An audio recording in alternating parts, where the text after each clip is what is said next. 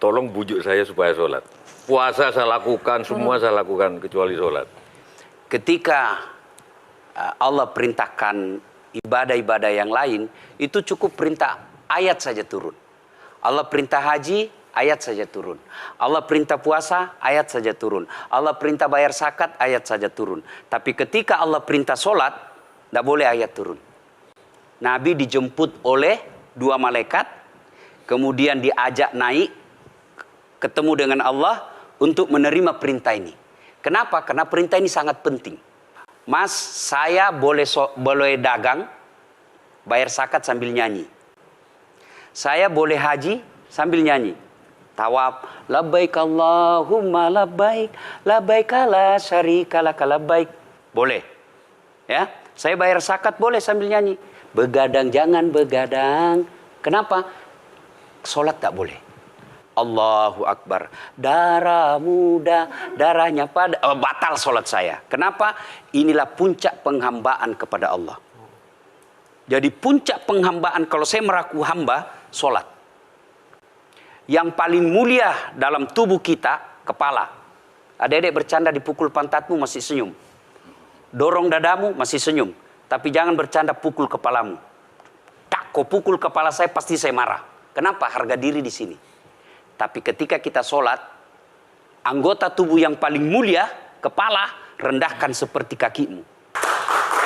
Kita akan masuk ke next goal. Ini penting. Kalau saya sudah mulai ini. Oke. Ya, karena kalau ketika saya mau sholat, saya melihat banyak koruptor sholat.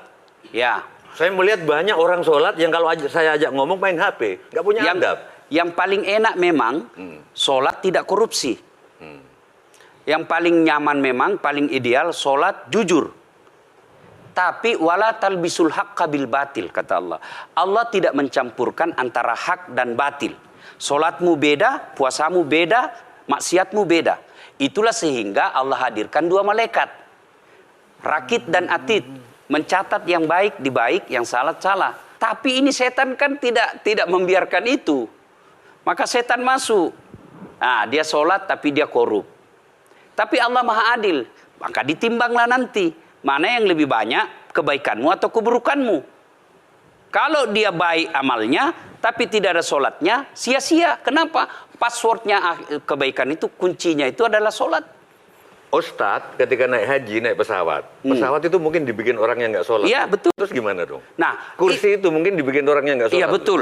Terus? Nah, bagi orang yang tidak sholat itu, Allah nanti perlihatkan amalnya. Yang ciptakan listrik ini luar biasa amalnya. Iya. Saya bisa dakwah karena ada mic. Iya. Dan mic itu dari orang non-muslim yang ciptakan. Maka Allah nanti pamerkan. Ini kau punya amal. Ini 10 Buddha, 10 miliar kau punya amal. Mana passwordnya? Mana kuncinya? Kuncinya itulah sholat. As-sholatu imanuddin, as-sholatu miftahul jannah. Sholat itu kunci kebaikan, sholat itu tiangnya agama. Sebuah bangunan, dia bisa berdiri tanpa dinding. Sebuah bangunan, dia bisa kokoh tanpa atap. Tapi ketika bangunan tidak punya tiang, pasti tidak kokoh. Tiang itulah dalam agama, sholat. Dia tidak husu, tidak ada urusan. Allah tidak hitung kamu husu atau tidak. Kamu datang deh sujud sama saya. Orang haji kan melempar 3 jumroh. 1 tiang, 7 batu. Kenapa tidak dikumpul saja itu? 1 kali lempar, tak, tak, tak. Kenapa? Kenapa mesti 3 hari dan kenapa mesti 3 titik?